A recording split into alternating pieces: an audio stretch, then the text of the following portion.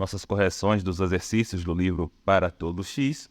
Hoje a gente vai falar do capítulo capítulo 13, tá? Atalhos nas tabelas de verdade. Tá? Como esse capítulo ele tem poucos exercícios, né? Eu vou até falar um pouco mais sobre esses atalhos, tá? Na verdade, nos outros vídeos, né, de correção de exercícios, eu já estava praticando esses atalhos, né? Então eu vou só agora deixar mais claro coisas que eu já estava fazendo, né? Então, tu sabe que a tabela de verdade, né, apesar dela ser trabalhosa de fazer, né, é um processo mais ou menos mecânico, né?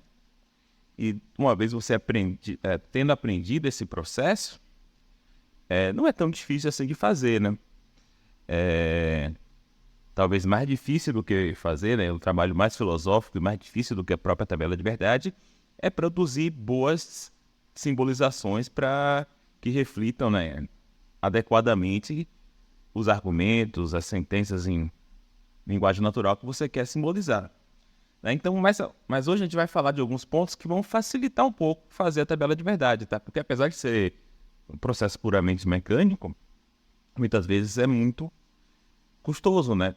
Tipo, o número de linhas da tabela de verdade, ele cresce exponencialmente sobre o número de proposições atômicas, né? Então, já viu que tem uma tabela com 2 proposições atômicas, tem 4 linhas, com 3 tem 8, com 4 tem 16, com 5 tem 32, com 6 tem 64, né? Então já fica difícil fazer uma tabela com 64 linhas, etc, etc, tá? Então, a primeira dica, né, é mais ou menos óbvia, é simplesmente não copiar o valor de verdade das proposições atômicas, né?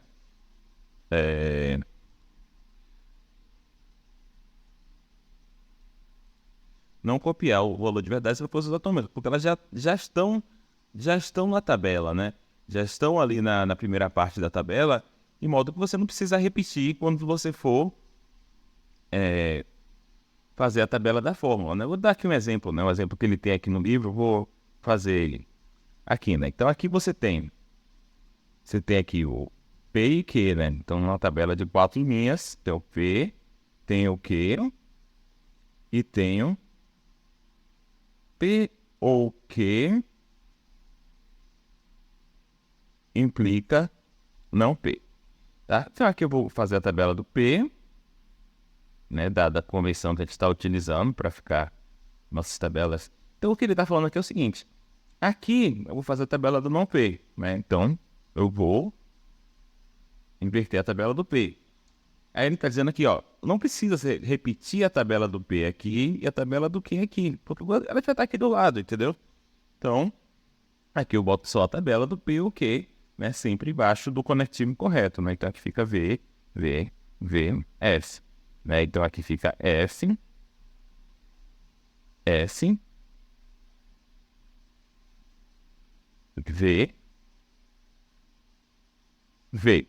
Aqui na verdade, né, a tabela que está lá no exercício era do bicondicional, né? E eu copiei aqui condicional. Então essa tabela aqui, se fosse condicional, e sendo um bicondicional, aqui vai dar S, aqui vai dar F, aqui vai dar V, e essa última vai dar F, porque F é diferente de V, tá bom? Então essa primeira dica aqui, ela é bem óbvia, meio boba até, né? Não creio que ninguém esteja fazendo isso, né? Repetindo ali. Tá, a segunda dica é o seguinte, olha, quando é que uma disjunção é verdadeira? Uma disjunção é verdadeira quando pelo menos um dos disjuntos é verdadeiro, né? Então, se você já fez a tabela, já sabe que um dos disjuntos de determinada disjunção é verdadeira, você não precisa fazer a tabela do outro disjunto. Você já sabe que naquela linha ali, pelo menos, em que aquele disjunto é verdadeiro, a disjunção vai ser verdadeira, certo? Então, isso vai poupar um pouco de trabalho de você fazer a tabela com menos, e não necessariamente com menos linhas, né, mas com menos preenchimento, vamos dizer assim. Então aqui também ele tem um exemplo, né, que é esse daqui, né? Então devia ter mantido a tabela, né? P, Q, e aí você tem essa proposição aqui, que é não P ou não Q, ou não P. Certo? Então, qual é a ideia aqui? Estou aqui só preenchendo aqui, tá? Qual é a ideia aqui? Essa fórmula que eu estou querendo avaliar, ela é uma disjunção, tá? Então, a ideia é sempre começar pelo disjunto mais simples de fazer, que aqui no caso é não P. O não P é mais fácil de fazer do que não P ou não Q, né? Então, o não P aqui eu vou simplesmente inverter a tabela do P. Agora, veja, nessas duas últimas linhas, eu já sei que esse disjunto daqui, o não P, é verdadeiro, né? De modo que eu não preciso calcular esse valor e esse valor. Eu já posso simplesmente botar aqui verdadeiro, né? Porque uma disjunção é verdadeira quando pelo menos um dos disjuntos é verdadeiro. Ora, esses daqui já são verdadeiros. Eu não preciso saber se o outro é verdadeiro ou falso, certo? Então, isso que o livro aqui quer dizer quando ele fez aqui esses tracinhos, né? Não vou fazer essa parte. Aí essas duas linhas aqui eu preciso fazer. Por quê? Porque o segundo disjunto é falso. Então, se essas linhas forem falsas, se esse valor aqui e esse valor forem falso, a disjunção será falsa. E se eles forem verdadeiros, a disjunção será verdadeira, né? Então, esses valores aqui que vão ser cruciais para o valor da disjunção. Então, aqui eu vou só copiar, né? Ou inverter ali a tabela do P e aqui inverter a tabela do Q. Então, F ou F dá F, F ou V dá V. Né? Então, como esse disjunto aqui é falso e esse disjunto é falso, a disjunção fica falsa. E aqui, como esse disjunto é verdadeiro, a disjunção fica verdadeira. Aí eu fez assim, poupou o trabalho de preencher essas duas linhas aqui. Tá certo? Então, essa é a segunda dica. A terceira dica diz respeito à conjunção, né? A conjunção aqui você tem a situação oposta da disjunção, né? Se a disjunção ela é para ser verdadeira, basta um disjunto ser verdadeiro. Para a conjunção ser verdadeira, basta um disjunto ser falso, ou um conjunto ser falso. De modo que se eu estou querendo calcular o valor de uma conjunção e eu já sei que um dos conjuntos é falso, eu não preciso nem fazer o outro. Né? Então vamos ver, se eu tivesse aqui, ó, não é o caso de P e não Q, e não P, né? Esse exemplo aqui também está no livro, tá? Aqui embaixo. Novamente, a ideia é sempre começar fazendo o conjunto mais simples, que no caso aqui é o não P, né? Porque é o que dá menos trabalho de fazer, né? Então, FFBV. Perceba, nessa primeira linha e na segunda, esse segundo conjunto aqui, ele é falso. De modo que eu já sei que essa conjunção aqui, né? Que é essa conjunção aqui, que é o conectivo principal da fórmula, vai ser falsa. Então, eu já posso colocar falsa aqui e eu não preciso nem calcular esse outro disjunto aqui, que seria essa negação. Certo? Então, mas para essas outras duas linhas, eu vou ter que calcular o valor dessa negação, né? Então, vou botar o não Q aqui, o não Q fica FV, F e F dá F, F. Não, e aqui, na verdade, né, é o que o livro também está apontando, é o seguinte, nessa conjunção aqui, também, o primeiro conjunto, ele é falso nessas duas linhas. Perceberam? Então, eu já sei que essa conjunção aqui é falsa nessas duas linhas. Né? Então, não preciso nem calcular isso aqui. E aí, como isso aqui é a negação, vai ficar VV. E aí, aqui no caso, vai ficar VV, né? Porque aqui, nessa conjunção principal, os dois conjuntos são verdadeiros nessas duas linhas. E essa aqui fica sendo minha tabela de verdade. Né? Então, eu consegui pular algumas linhas aí nela, tá? Agora, o condicional, né? O condicional, como sempre, ele é um pouco mais complicado, mas aqui você tem duas dicas para o condicional. Né? Quando é que um condicional é falso? Quando o antecedente é verdadeiro e o consequente falso.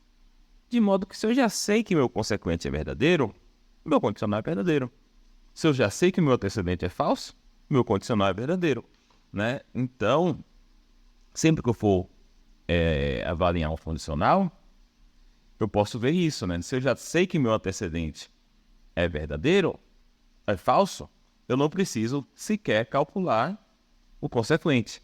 E se eu já sei que meu consequente é verdadeiro, eu não preciso nem calcular o antecedente, né? Então vamos dizer que a gente queira fazer esse condicional aqui, né? Exemplo aqui novamente, está no livro, tá? O que acontece? O P, o consequente aqui é o P. Então bora começar pelo P, porque eu já tenho a tabela do P, né? Então nessas duas primeiras linhas, perceba, o P é verdadeiro, né? Então eu já sei que esse condicional é verdadeiro nessas duas primeiras linhas. Então eu não preciso sequer calcular o valor do antecedente, né? O antecedente seria aqui, o conectivo principal do antecedente é esse daqui, né? Por isso que eu estou colocando aqui embaixo. Não preciso sequer calcular. Então eu só preciso me ligar nas últimas duas linhas, porque nessas últimas duas linhas o P é falso. De modo que se o antecedente for verdadeiro, o condicional pode ser falso, né? Então, para eu calcular aqui, eu já tenho um P aqui, né? Eu tenho que calcular que se P, então Q. Se P, então Q aqui é V e V, né? Nessas duas linhas aqui, o P é falso. Então, aqui eu tenho falso, falso. Ora, dado que um antecedente desse condicional aqui é falso nessas duas linhas, ele vai ser verdadeiro e aqui fica a nossa tabela. Isso aqui é uma tautologia, tá bom? Certo, então aqui tem um segundo condicional para a gente calcular o valor de verdade, né? O condicional é P implica que Q implica P, que isso implica Q, certo? Aqui, o mais fácil é você começar pelo antecedente, porque basicamente eu já tenho a tabela de verdade do antecedente. E perceba, nessas últimas duas linhas, o antecedente é verdadeiro, de modo que o meu condicional vai ser verdadeiro. Eu não preciso me importar com essas duas linhas aqui. Não preciso nem calcular o valor do consequente dessas duas linhas.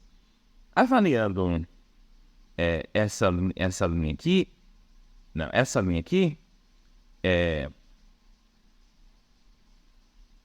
eu estou vendo que esse Q aqui é verdadeiro, né? Se esse Q é verdadeiro, o condicional aqui vai ser verdadeiro. E eu não preciso nem calcular essa linha. Agora, nessa linha aqui, o que é falso, tá? Então, o condicional ele pode ser verdadeiro ou falso, de modo que eu tenho que calcular o antecedente. O antecedente aqui é Q implica P, que aqui é verdadeiro. E aqui como o que aqui é falso, o condicional fica falso aqui, né? Então, aqui eu tenho V implica V, verdadeiro.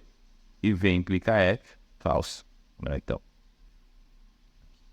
tá? Às vezes, vai fazer assim, cortando, fica um pouquinho mais complicado, né? Você vê que até eu tive que pensar um pouco aqui, algumas vezes e tudo mais. Nesses casos, né, se estiver atrapalhando, faça a tabela toda, entendeu? Aqui a questão é o que for mais fácil, o que for mais prático. Não é uma questão de ser melhor ou pior de um jeito ou de outro, tá? Agora, outra dica é quando a gente está testando a validade do argumento, tá? Quando a gente está testando a validade do argumento, o que a gente está procurando? A gente está procurando uma linha ruim. Ou seja, uma linha em que as premissas do argumento são todas verdadeiras e a conclusão falsa. Se a gente achar essa linha, o argumento é inválido. Se a gente não achar, o argumento é válido. Então, de modo que qualquer linha da tabela em que a conclusão seja verdadeira, a gente não precisa nem calcular o valor das premissas, porque não vai ser uma linha ruim. Não vai ser uma linha em que as premissas são verdadeiras e a conclusão falsa.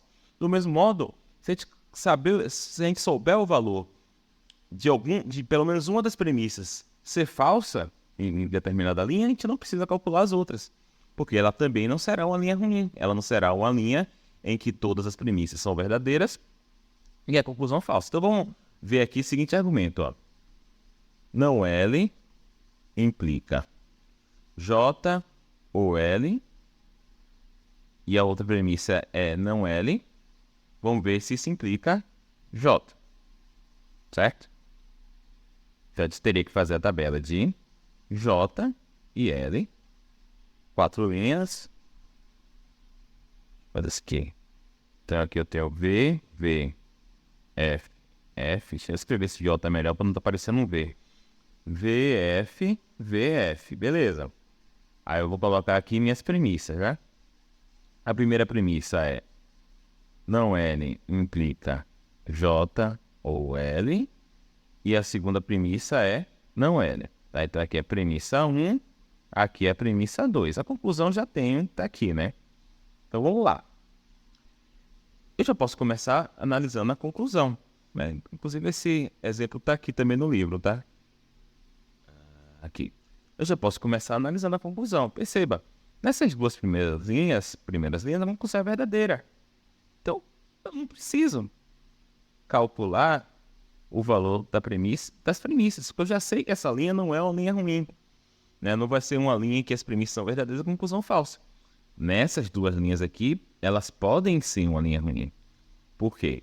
Ela pode ser uma linha em que as premissas são verdadeiras e a conclusão falsa. Mas então qual é a segunda premissa mais fácil? É o não L, né? Eu já tenho um L aqui, vou fazer só F, V. Perceba, essa linha aqui é uma linha em que o não L é falso, né? Então eu nem preciso calcular aqui, porque ele também não vai ser uma linha ruim.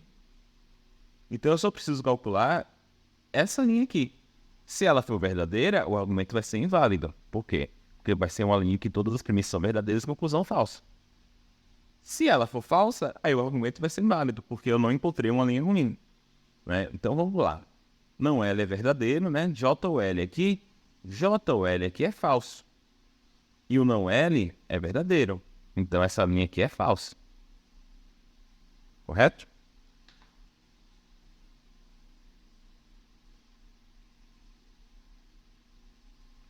Então a tabela de verdade não tem linhas ruins, né? Porque essa linha aqui não é uma linha em que as premissas são verdadeiras e a conclusão é falsa. Porque essa premissa aqui é falsa. Então essa tabela de verdade não tem linhas ruins e o argumento é válido, tá? Então agora vamos para os exercícios, né? Que não tem muito exercício. Então vamos lá. Eu quero saber se isso daqui... e obviamente, né, eu estava falando ali uma coisa que não está no livro, mas que seria interessante, que ali eu estava falando de validade, né? Então, quando eu estou falando de validade, eu posso cortar as linhas em que a conclusão é verdadeira e linhas em que alguma premissa é falsa. Se eu estiver avaliando consistência, né?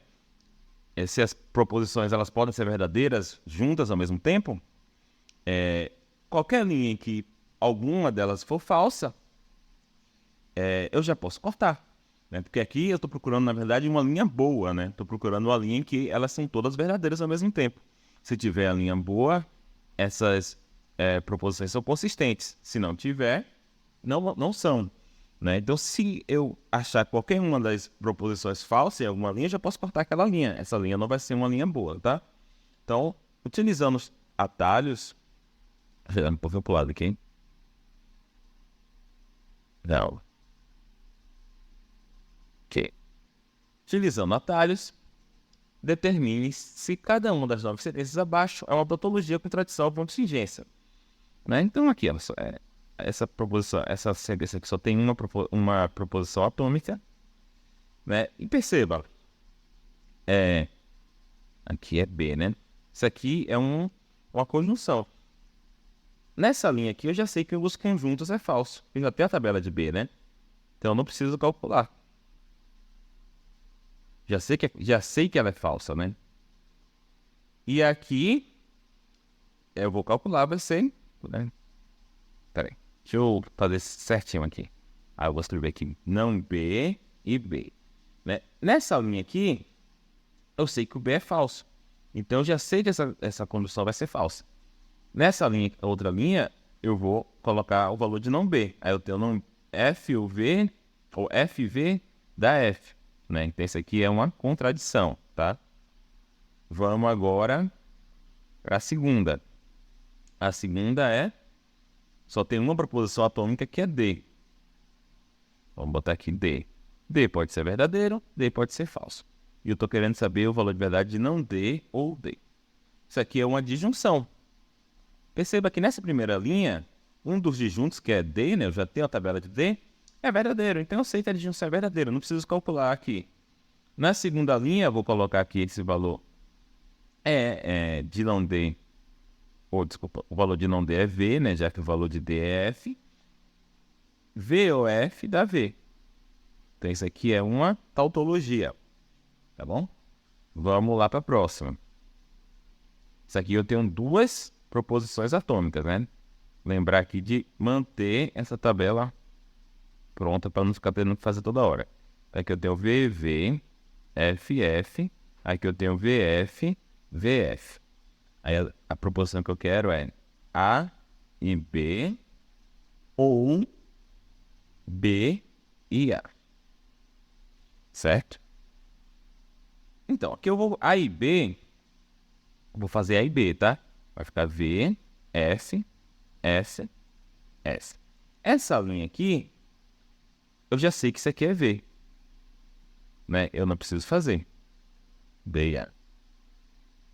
Já essas outras linhas aqui, como é uma disjunção, e o primeiro disjunto é F, eu vou ter que fazer o seguinte. Aí aqui no caso, né, também vai ser F, F, S. E aqui então vai ficar F, F, S. Então raiz B ou B e A tem o mesmo, é equivalente a e B, né? E a B e A, né? Porque a conjunção ela é simétrica, né? Então se eu falar, é que nem eu falar A ou A. A ou A é equivalente a A. Beleza. Vamos pro 3. Ou pro 4, né? 4, então, o que eu quero fazer não é o caso de A implica B implica A. Né? Então, para calcular o valor dessa negação, né, que é a conectivo principal, tem que saber o valor dessa conjunção. Aí aqui, dessa condicional. Nesse condicional, essas duas linhas, perceba que o A é falso. Então, já sei que esse condicional é verdadeiro nessas duas linhas e, consequentemente, que minha negação é falsa. Então, eu não preciso calcular essas duas linhas, tá? Vamos para as duas de cima, né? Então, aqui eu tenho que ver qual é o valor de B implica A. B implica A aqui é V e V. Então, eu já sei que isso aqui é V também. Porque como o consequente é verdadeiro, esse condicional é verdadeiro, né? Na verdade, A implica B implica A é uma tautologia, né? Só que o que eu estou querendo é a negação disso, que vai ser uma contradição. Tá? Esse aqui é uma contradição. Tá? Agora vamos para o próximo.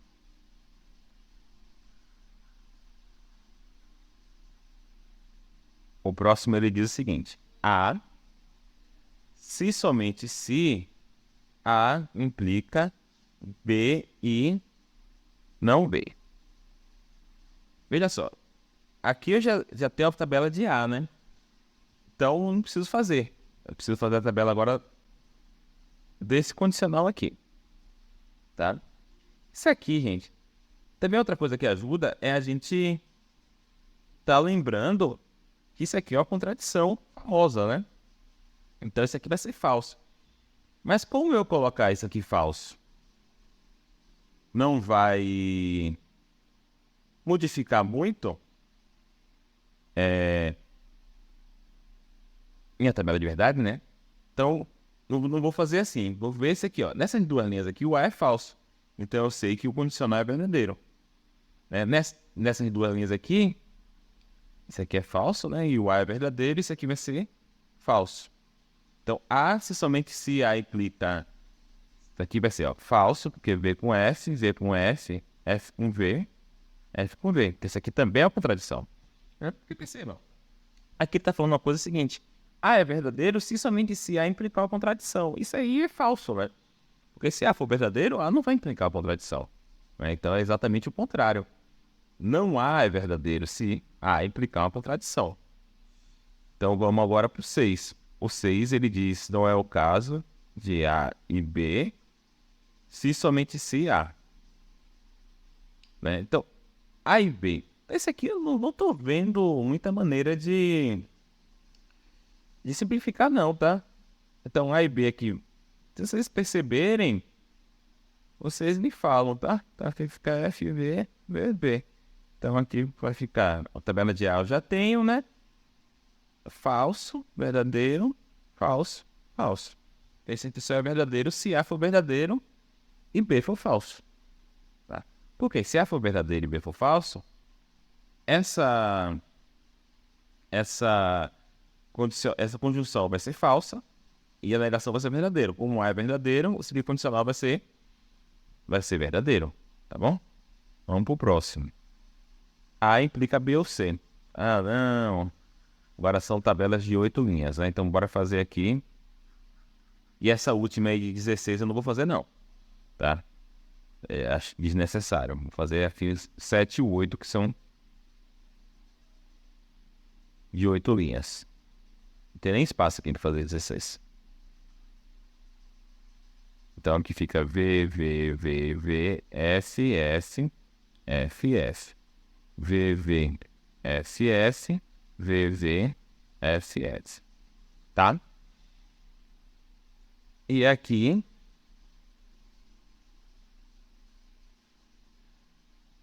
Na verdade, gente, olha só. Essa tabela 9 aí, que ela parece uma tabela de 16 linhas, ela é uma tabela de 8 linhas.